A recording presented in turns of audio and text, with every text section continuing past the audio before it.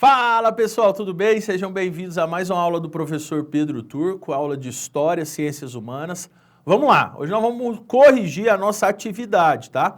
Hoje nós vamos corrigir a nossa atividade de aprendizagem 2, né? Atividades de verificação da aprendizagem 2, que foram deixadas na última aula sobre biomas. Vamos a elas? Observem, nós vamos falar aí questão 1, né? Questão 1 aí, que é uma atividade sobre os biomas, ó. A pergunta 1 diz assim: os principais biomas brasileiros são: letra A, Amazônia, Cerrado, Mata Atlântica, Pampas, Caatinga e Pantanal. Letra B, Mata de Galeria, Cerrado, Amazônia, Pantanal e Iguapó. Letra C, biomas costeiros, campos, pampas, pradarias e Mata Atlântica. Letra D, manguezal, pradarias, Amazônia, Caatinga, Cerradão e Campo Sujo. Ou letra E, mata de várzea, mata dos cocais, mata de araucárias, Pantanal e Cerrado. Resposta certa aqui, né, gente? É claro, é a letra A, né?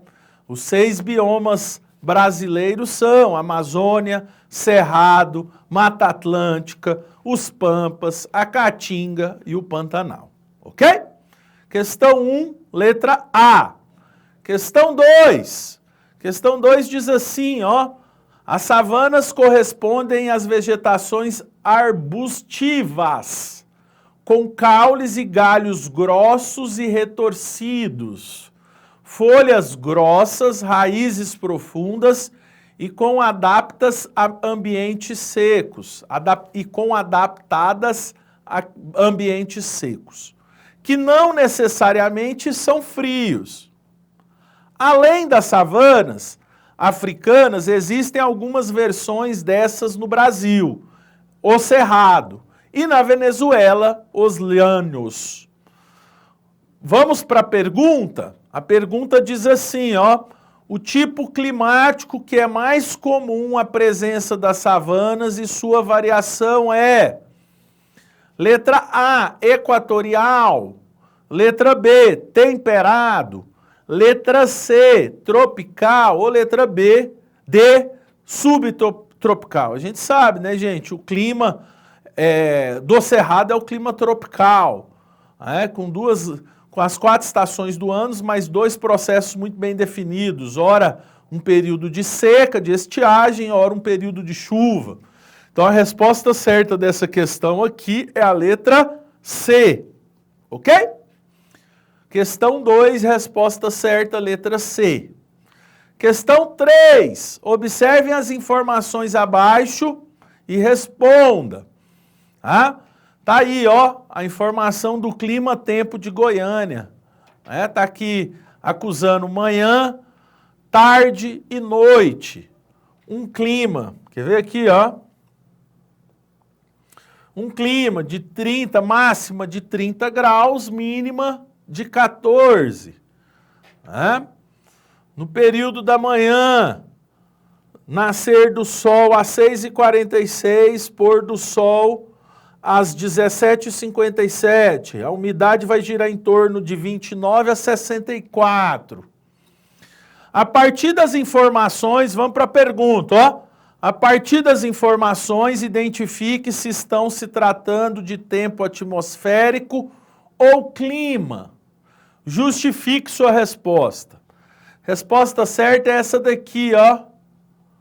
As informações fornecidas referem-se ao clima. Então, as informações fornecidas referem-se ao clima. O clima se refere às condições atmosféricas médias, como temperatura, umidade, ventos e precipitações. Aqui está aqui, ó, precipitação, ó, probabilidade de chuva 0. Ok? Então se refere ao clima. Veja, continuando, o clima é aqui embaixo, ó. O clima é caracterizado pela regularidade e previsibilidade das condições atmosféricas em uma área específica.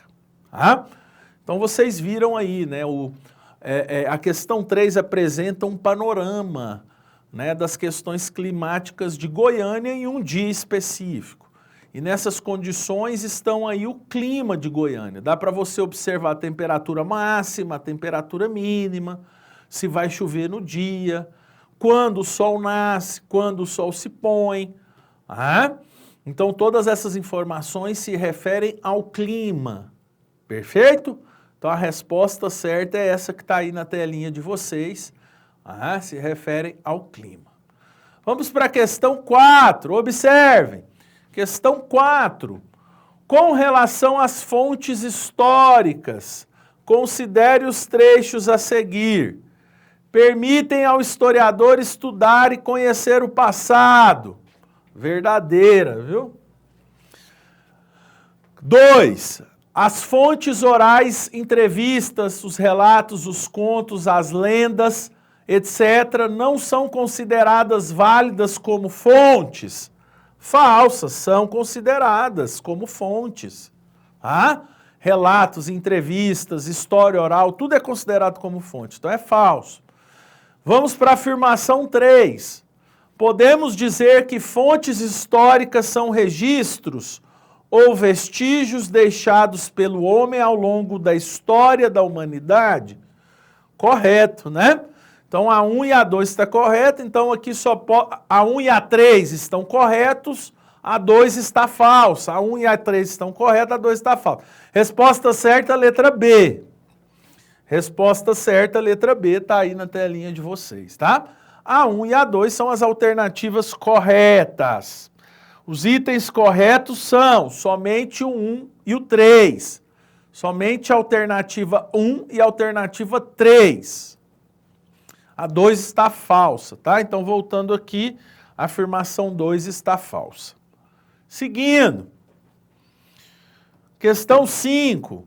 Charles Darwin, o mecanismo biológico que faz as espécies se modificarem, evoluírem e se diferenciarem é, para Charles Darwin, o mecanismo biológico que faz as espécies se modificarem, evoluírem e se diferenciarem é, resposta certa da questão 5. Letra A, seleção natural, de cara, né? Letra A é a resposta certa. O Charles Darwin fala que o mecanismo biológico que faz as espécies se modificarem, evoluírem, se diferenciarem é a letra A, seleção natural. Perfeito? Vamos para a questão 6. Questão 6 diz sobre os fósseis. Questão 6 aqui. Sobre o fóssil denominado Luzia, encontrado em Lagoa Santa, no Brasil, é possível afirmar que, letra A, foi datada por aproximadamente 50 mil anos, tendo recebido esse nome como uma homenagem à pesquisadora homônima que liderou a expedição em Santa Lagoa, em Lagoa Santa. Letra B, foi comprovado como uma farsa elaborada pelo naturalista Peter Lund. Letra C, foi datada com aproximadamente 12 mil anos. Essa aqui que está correta, ó. Letra C, foi datada de aproximadamente 12 mil anos e recebeu tal nome como uma homenagem ao fóssil Lucy, considerado o fóssil de hominídeo mais antigo do mundo encontrado na Tanzânia. A Luzia é um fóssil de características femininas,